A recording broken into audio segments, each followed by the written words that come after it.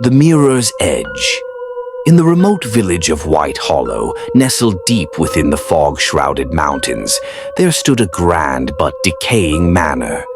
Once home to the Hawthorne family, it had long been abandoned after the sudden and tragic disappearance of its last residents more than a century ago. The villagers whispered of dark things lurking within its walls, but no one dared to enter. Until Richard. Richard was a skeptic. A historian by profession, he'd heard the tales of the Hawthorne Manor and its supposed curse, but dismissed them as mere superstition. Drawn by his curiosity and the promise of uncovering long-lost family records, he packed his bags and made the trek to the village. Upon arriving, he found the townspeople wary, urging him to stay away, but he shrugged off their warnings. One chilly autumn afternoon, Richard made his way through the twisted path that led to the manor. The trees were bare, their gnarled branches clawing at the sky, and the air carried a peculiar, unsettling silence. As he approached the manor, it loomed before him, a hulking mass of cracked stone and shattered windows, its grandeur reduced to ruin. He forced open the heavy oak doors, and a gust of stale air greeted him. Dust swirled in the dying light, and the old house creaked as though it were breathing. Despite the overwhelming sense of abandonment, Richard pressed on, determined to find something of historical value. Room after room, he found nothing but faded wallpaper, broken furniture, and layers of dust, until he reached the master bedroom. There, standing tall in the center of the room, was an ornate floor-length mirror.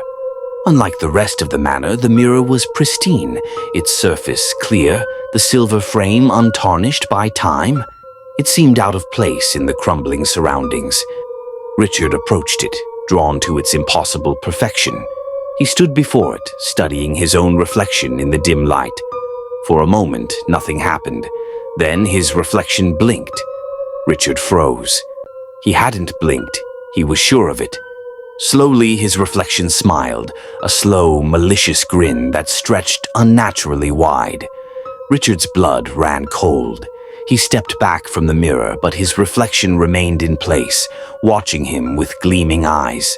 Suddenly, the figure inside the mirror raised its hand and beckoned him forward. Richard stumbled backward, his heart racing, but he couldn't tear his gaze away from the figure, his figure, inside the glass. It stepped forward, pressing its hands against the surface of the mirror as though trying to push through. The air grew thick with the scent of decay, and Richard could hear faint whispers swirling around him, voices that seemed to seep from the mirror itself. Panicking, he turned to leave the room, but the door slammed shut with a deafening bang. The walls seemed to close in, the shadows deepening, growing longer, darker. Richard's breath came in ragged gasps as he spun back toward the mirror. The reflection was gone. In its place stood a figure, tall and gaunt, its eyes sunken and hollow. Its skin, pale as death, clung tightly to its bones, and a twisted grin stretched across its face. Richard stumbled back in horror as the creature reached through the glass, its hand now solid and cold, grabbing his wrist with a vice-like grip. He struggled, pulling, screaming, but the creature was relentless, dragging him closer and closer to the mirror's surface.